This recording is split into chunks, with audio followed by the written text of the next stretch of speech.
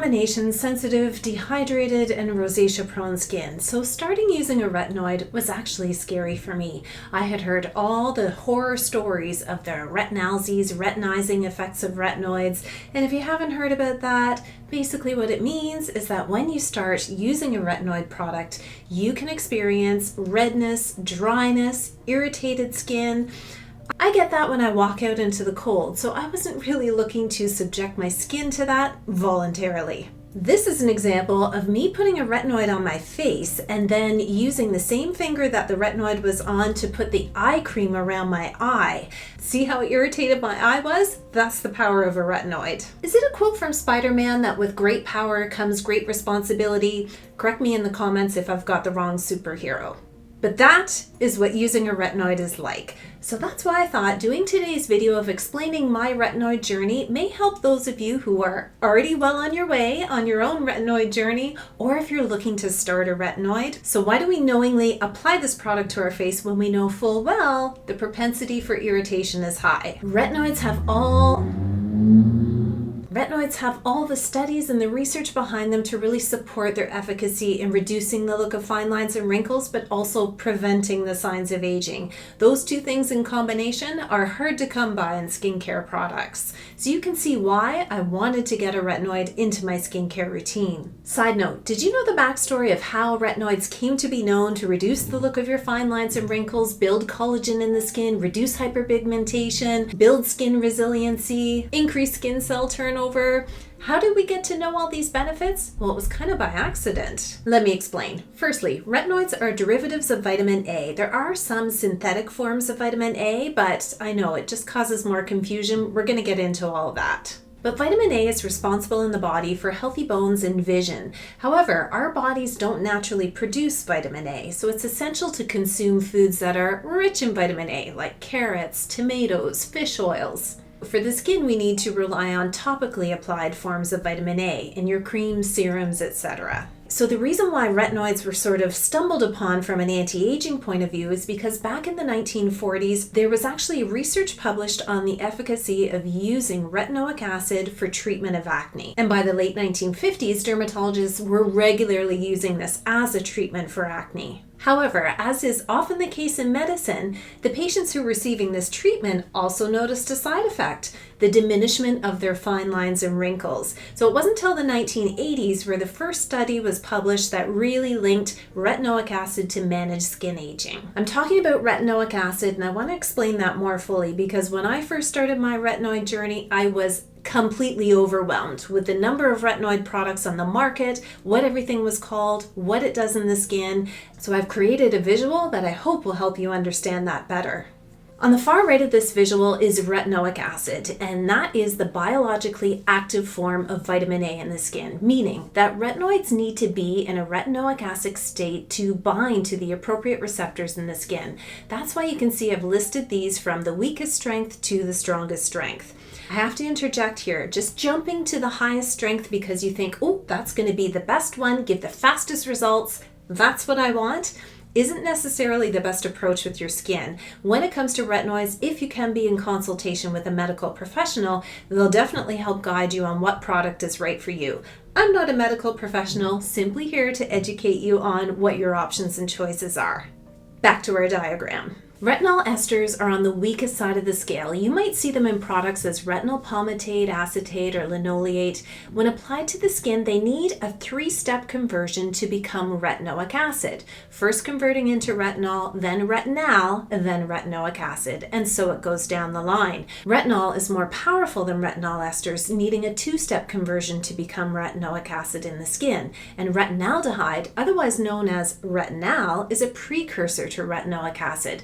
Therefore, much more powerful, and everything to the left side of the retinoic acid tends to be less irritating on the skin than retinoic acid is. Now, I put adapalene on here, otherwise known as Differin. This is a synthetic retinoid that is designed specifically for acne treatment and has recently been made over the counter in some countries. Not in Canada. At the time of filming, adapalene still requires a prescription from a medical professional. Different is a great option for many people as it is comparable to tretinoin without the same side effects profile. The prescription topical medication of retinoic acid, commonly called Retin-A, tretinoin, or Renova, is pure retinoic acid, meaning there's no conversion necessary and it's already in an active state. The trade-off is the higher propensity for irritation of the skin, redness, dryness, peeling, etc.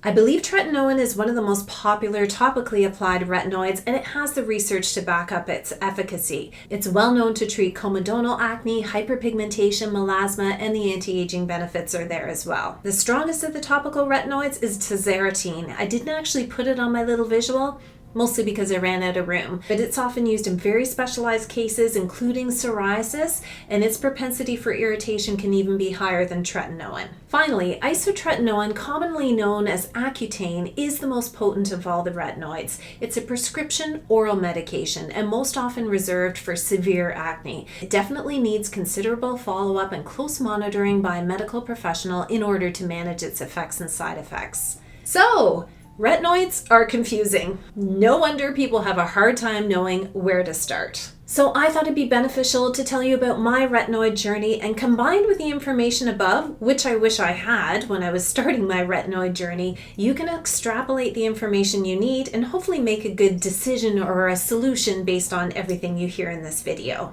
Let's get into it, finally. My first retinol product was by The Ordinary. I bought it because it was inexpensive. I think at the time it was under $10. I've already done a full video on The Ordinary's retinoid products, as they have several, and especially because I didn't include gram-active retinoids in my diagram from earlier. I explained gram-active retinoids in that video, so I'll link it for you at the end of this one in case you missed it. I started out with the 0.2% retinol and squalane from The Ordinary. I bought it and I placed it on my shelf, and I looked at it for 6 months. I was literally too scared to use it. Every time I went to go use it, I thought, I just don't trust it. If I'm gonna have a flare-up with my skin, why bother? And so it sat. When I finally tried it, it was because I had done a fair bit of research on how to start using a retinol. And I think because I did that, I actually had a very positive experience using retinol, and I did not experience any of the side effects that I was worried about. And that's because I started low and slow. I started with a low percentage, so the 0.2% in squalane, and then gradually increased over time. But I also started slow, meaning I only used it once a week. Once I knew my skin was okay with it, I increased that to 2 times a week and 3 times a week, all the way up to about 5 times a week. Now, I interchange other products, and I've also done a video recently on what I do on my off days of retinoids. And I've actually come into a rhythm now where I pretty much use my retinoid product every other night. That's just something I've evolved to over time. But in the beginning, I was really trying to work up my skin resiliency to about 5 days a week because I wanted all of those amazing skincare benefits. I use my retinoids in my evening skincare routine. That's mostly because I prioritize vitamin C and other antioxidant serums in my morning skincare routine. Retinol used to be impacted by light and its stability was impacted, but so many of the formulations today, that's just simply not the case. So you can actually use them morning or evening. It's just very important, regardless of what time of day you're using a retinoid, to be wearing a sunscreen every single day. Because retinoids increase your skin cell turnover, it does actually make your skin more photosensitive. So really important to have a daily sunscreen. Also, consult your doctor because it's not recommended to use retinoids if you're pregnant or nursing. The texture of The Ordinary's product just wasn't for me. It's an oily texture. I'm fine with oils and oily textures, but when it comes to retinol, it's just not the best way to apply it, in my humble opinion. And I hold grudges with skincare. Do you? I should actually buy it again because I would do what I do with this product, which is Drunk Elephant's A Glowy Retinol oil, and I mix it in with a moisturizer and then apply it to my face. Part of my problem with using The Ordinary's retinol is I could never be too sure that I was applying it evenly across my face, and I was kind of worried that I was putting too much in one place or another and not enough in other places because of its oily texture. I just prefer creams, emulsions, and thicker products to be able to be sure that I'm putting it evenly across my face. And that is a very important tip. you only need a pea-sized amount of retinol for your face. That's literally that much. It doesn't look like much, and I think we're so used to globbing stuff all over our face. With retinol, it's very imperative that you don't do that, especially because the product can collect around your nose, mouth, areas of your face where your skin folds. If it's not distributed evenly, your propensity for irritation, dryness, and flaking will be increased also. I actually like to dot it around my face and then connect the dots. This ensures an even application and that it's not collecting in any of those areas. Some people can't tolerate retinoids down their neck. Thankfully, I can. I guess my neck isn't as sensitive as my face. So I will bring my retinoids down my neck and across my chest, but for some people that's not an option. I mean, ideally you want to bring all the well-aging products that's on your face down your neck and across your chest, just so that you don't see all the benefits from here up. And always on the back of your hands, my other tip. But if you can't tolerate a retinol, maybe you want to try some of my other tips of how to apply a retinol to decrease the sensitivity that we'll get into next. One of the strategies I've used throughout my retinoid journey when I'm introducing a higher strength retinoid is I do a retinol sandwich. And what that means is I cleanse my skin, I do my serum section of my routine, I apply my moisturizer, then I apply my retinoid, and then I apply a moisturizer again on top. Essentially buffering the retinol between two sandwich layers of moisturizer. This really helps to decrease the irritation on the skin, and so if this is the only way that you can use a retinoid, it's a very valuable tip to do because you can do that all the time. The problem I actually have is using it around my eyes. Like you saw in the video at the beginning of this video, if I'm not careful, I can get a flare-up like that. So sometimes I will use Vaseline to sort of protect my eye area while I put the retinoid around my face. Or normally I put my eye cream on first, and that kind of acts as a barrier to sort of separate the retinoid from my face, from my eyes. Now I like to use retinoids for around my eyes because that's where my fine lines and wrinkles are. But I need to use products that are specifically formulated to go around the eyes. If your eyes can tolerate it, in most cases the brand says it's okay to bring the product up and around your eyes as well. So while I started with the Ordinary's retinol and my skin was starting to get acclimatized to it, I did start to branch out to other products and other serums, other creams. And I did actually purchase this, which is Avène's Retinal, and we're going to come to this next, but I purchased it and used it too soon. The first time I used it on my face, it was immediate, the dryness, irritation, and inflammation on my face.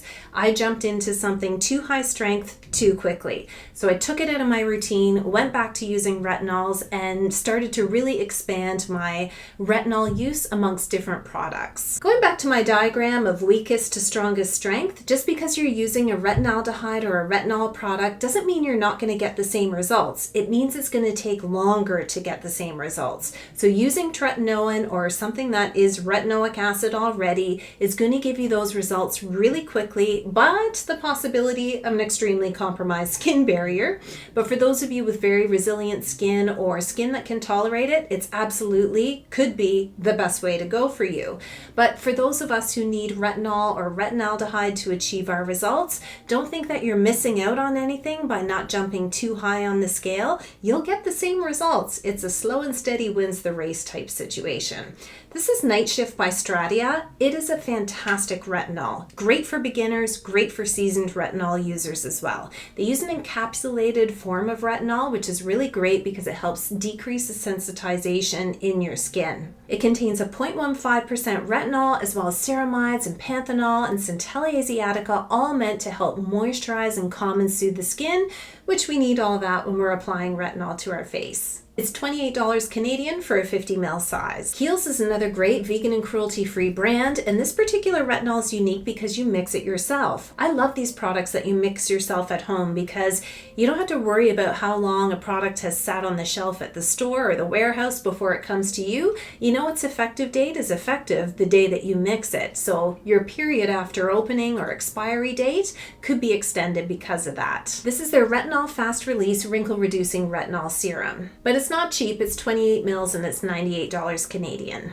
And the other one I really love is CeraVe's Resurfacing Retinol. This one contains an encapsulated retinol as well, on top of CeraVe's 3 essential ceramides, which are really good to moisturize the skin. There's also niacinamide in here, which is really good for my skin. It helps reduce redness, balance the skin. On its own, niacinamide has so many well-aging benefits as well. Very well suited in this product. You can get this at the drugstore. It's 30 mils for $28.99 Canadian. So moving through all these retinols, which I still use to this day, I did know that I wanted to try Retinaldehyde again. So I went back to the Aven formulation, my same strategy of slowing down the introduction. I only used it once a week and gradually increased over time. And that time I didn't have any irritation with it. I think because my skin had built up some resiliency, getting exposed to all these other types of retinol products, as well as introducing it slowly and gradually into my routine. In Canada, this is called Physiolift. I think it's called something different in the States, like Retinol.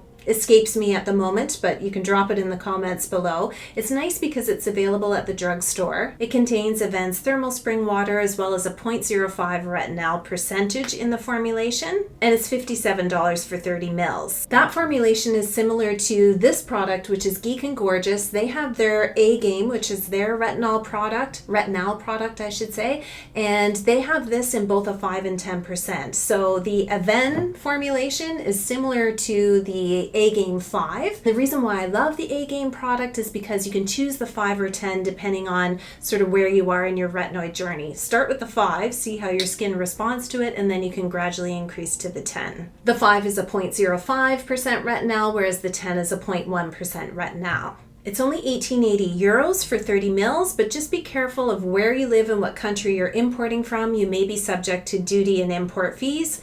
Canada is one of those. This product is amazing. This is from Allies of Skin, and this is their Retinol and Peptides Repair Night Cream. The formulation is amazing. It has an encapsulated retinol, which makes it easier for your skin to tolerate. There's also a peptide complex in here, as well as antioxidants, argan oil, and a ginseng extract. It's just a really beautiful formulation. The brand is cruelty-free. For 50 mils, it's $118. Another retinol product I really love is this one by Niche Beauty Lab. This is their Theramid line. They're an indie skincare brand, and they sent me over a number of products from their Theramid line to try, and I have to say I'm loving them all. This one is great because it actually contains granactive retinoid, retinol, and retinol formulated in one product together. This is their clinical vitamin A, and it's $52 for 30 mils. This formulation is a blend of a 0.3% retinol, a 0.1% retinol, and a 5% granactive retinoid.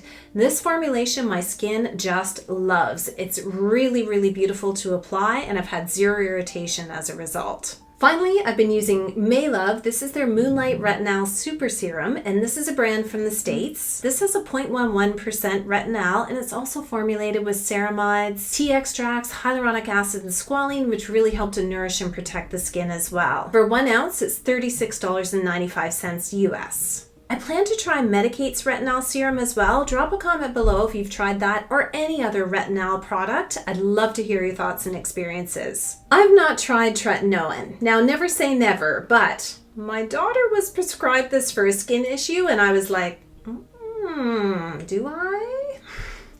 But I just know it would just be too much for my skin at this point. What do you think? Should I try it?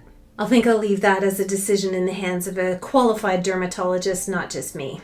But I truly believe there is a way to incorporate retinoids into your skincare routine so that you can glean all of the wonderful benefits of it for your skin without the downside of those prolonged side effects. I think the way that I introduce this is definitely the way to have success with using retinoids. Please drop your own retinoid journeys and your comments, questions, and ideas in the comment section below. I think everybody else reading through those comments section is going to help other people on their retinoid journey as well. Sorry that the lighting went terrible in here. It's just turned to a massive storm outside and I just didn't stop filming. So thanks for watching, and I hope you have a fabulous day.